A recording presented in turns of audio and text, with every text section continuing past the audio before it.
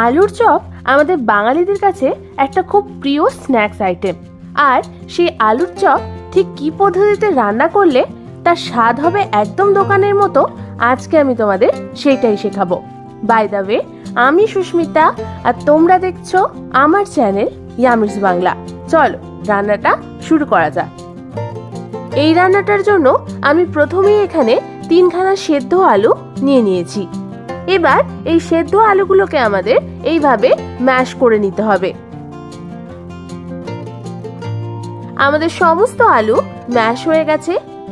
এবার অন্যদিকে আমি গ্যাস জ্বালিয়ে একটা তাওয়া বসিয়ে নিলাম আর তার মধ্যে দিয়ে দিলাম একটা তেজপাতা, একটা শুকনো লঙ্কা, 1 চামচ গোটা ধনে আর দিয়ে দেবো 1 চামচ মতো গোটা জিরে।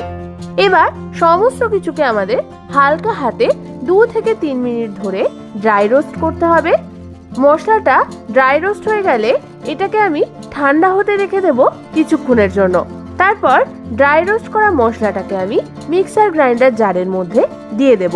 এরপর এর একটা ফাইন পাউডার আমাদের বানিয়ে নিতে হবে। এই মশলাটা আলুর চপে দিলে তার স্বাদ কিন্তু দুর্দান্ত হয়। এরপর অন্যদিকে আমি একটা হামানদিস্তায় নিয়ে নিয়েছি 1 ইঞ্চি আদা, 10 থেকে 12 কোয়া রসুন আর নিয়ে নিয়েছি 1খানা কাঁচা লঙ্কা। এবার সমস্ত কিছুকে আমাদের ভালো মতন একটু থেতো করে নিতে হবে। দেখো আমাদের আদা, রসুন আর কাঁচা লঙ্কাটা থেতো হয়ে গেছে।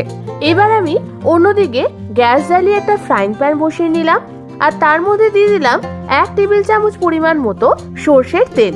তেলটা একটু গরম হয়ে এলে আমি ওর মধ্যে একটা শুকনো লঙ্কা দিয়ে দেব। শুকনো লঙ্কাটাকে আমাদের হালকা হাতে একটু ভেজে নিতে হবে। আমাদের শুকনো লঙ্কাটা ভাজা হয়ে গেছে, এটাকে আমি একটা অন্য পাত্রে তুলে নেব। তারপর ওই তেলের মধ্যেই আমি দিয়ে দেব থেতো করে রাখা আদা, রসুন আর কাঁচা লঙ্কাটা। তারপর হালকা হাতে মিডিয়াম টু লো ফ্লেমে একটু নাড়াচাড়া করে নিতে হবে। 1 থেকে 2 মিনিট পর আমি ওর মধ্যে দিয়ে দেব 1 চামচ নুন আর 1 চামচ হলুদ গুঁড়ো। নুন আর হলুদ গুঁড়ো দিয়ে 1 থেকে 2 মিনিট একটু নাড়াচাড়া করতে হবে। তারপর ওর মধ্যে আমি দিয়ে দেব ম্যাশ করে রাখা আলু সেদ্ধটা। আলু সেদ্ধটা দেওয়া হয়ে গেলে ওর ওপর আমি ভাজা মশলা যেটা বানিয়ে রেখেছিলাম সেইটার 1 চামচ দিয়ে দেব আর দিয়ে দেব 1/2 চামচ পরিমাণ গরম মশলা গুঁড়ো আর স্বাদ অনুযায়ী চিনি। এবার সমস্ত কিছু আলু সেদ্ধর সাথে আমাদের ভালো মতো মিশিয়ে নিতে হবে। দেখো আমাদের আলু সেদ্ধটা কিন্তু ভালো মতো মিশে গেছে। সমস্ত কিছু ভালো মতো মেশানো হয়ে গেলে তোমরা নুনটা একটু চেক করে নেবে। যদি তোমাদের নুন লাগে তোমরা স্বাদ অনুযায়ী নুন দিয়ে দেবে। তারপর আরও একবার ভালো করে আমাদের মিশিয়ে নিতে হবে। এবার যে শুকনো লঙ্কাটা আমি আগের থেকে তেলে ভেজে রেখেছিলাম সেইটা হাতের সাহায্যে এইভাবে একটু গুঁড়ো গুঁড়ো করে নেব আর ওই আলু সেদ্ধ পুরের মধ্যে এটা দিয়ে দেব। তারপর একবার ভালো করে সবকিছু আমাদের নাড়াচাড়া করে নিতে হবে। ব্যাস, তাহলেই তৈরি হয়ে যাবে আমাদের আলুর চপের পুরটা। এবার এই পুরটাকে আমি একটা অন্য পাত্রে তুলে রেখে সেটাকে ঠান্ডা হতে রেখে দেব কিছুক্ষণের জন্য। অন্যদিকে একটা বাটিতে আমি নিয়ে নিয়েছি 1 কাপ পরিমাণ বেসন আর তার মধ্যে আমি দিয়ে দেব 1/4 চামচ খাওয়া সোডা আর দিয়ে দেব 1 চামচ নুন। এবার সমস্ত ড্রাই ইনগ্রেডিয়েন্টস গুলোকে আমাদের ভালো করে একবার মিশিয়ে নিতে হবে। তারপর অল্প অল্প করে জল দিয়ে আমি এই বেসনের একটা স্মুথ ব্যাটার বানিয়ে নেব। আমাদের দেখো ভালো করে মেশানো হয়ে গেছে। এবার আমি হাতের সাহায্যে এই বেসনের ব্যাটারটাকে ভালো করে একবার ফেটিয়ে নেব। তোমরা দেখো আমাদের ব্যাটারের কনসিস্টেন্সিটা কিন্তু ঠিক এরকম হবে, না বেশি ঘন আর না বেশি পাতলা। অন্যদিকে যে আলুর পুরটা বানিয়ে নিয়েছিলাম সেইটা নিয়ে নেব আর নিয়ে নেব একটা পাত্রে অল্প পরিমাণে বেসন। এবার ওই বানিয়ে রাখা আলুর পুর অল্প পরিমাণে হাতে নিয়ে এইভাবে হাতের সাহায্যে একটু গোল করে নিতে হবে। তারপর ওই গোল বলটা আমি বেসন দিয়ে ভালো করে কোট করে নেব।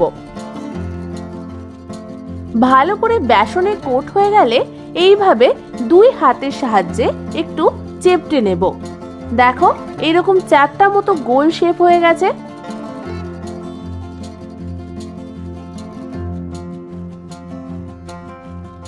এইভাবে আমি সমস্ত আলুর পুরগুলোকে চেপটে চেপটে এরকম শেপ দিয়ে দেব। এই শেপটা তোমরা তোমাদের ইচ্ছে মতো বড় ছোট করতে পারবে।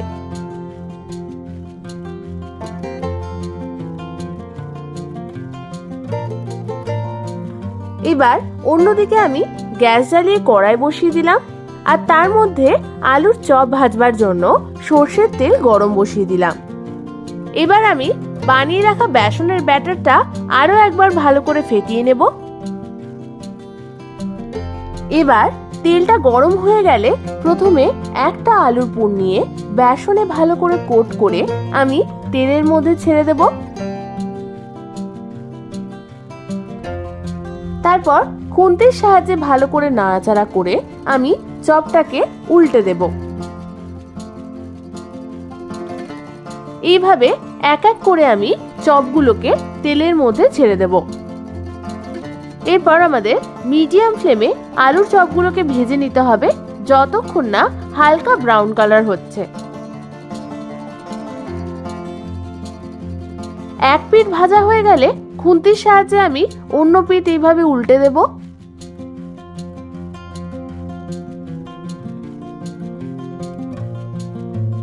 দেখো আমাদের চপগুলো কিন্তু ভাজা হয়ে গেছে। এবার এই চপগুলোকে আমি একটা অন্য পাত্রে তেল ঝরিয়ে তুলে নেব। এইভাবে আমি সমস্ত চপগুলোকে ভেজে নেব। ব্যাস তৈরি হয়ে গেল আমাদের গরম গরম আলুর চপ। তাহলে আর দেরি কেন, যে কোনো দিন বানিয়ে ফেলো এই দুর্দান্ত স্বাদের একদম দোকানের মতো আলুর চপ আর মুড়ি আর চায়ের সাথে জমিয়ে খেয়ে ফেলো। আমার এই রেসিপিটা যদি তোমাদের ভালো লেগে থাকে তাহলে একটা লাইক অবশ্যই করো আর কমেন্টস করে আমাকে জানিও কেমন লাগলো। এরকম ভালো ভালো রেসিপি পেতে হলে আমার চ্যানেলটাকে কিন্তু সাবস্ক্রাইব করতে একদম ভুলো না। আজ তাহলে এই পর্যন্তই, আমি আবার চলে আসবো তোমাদের কাছে নতুন কোনো রেসিপি নিয়ে।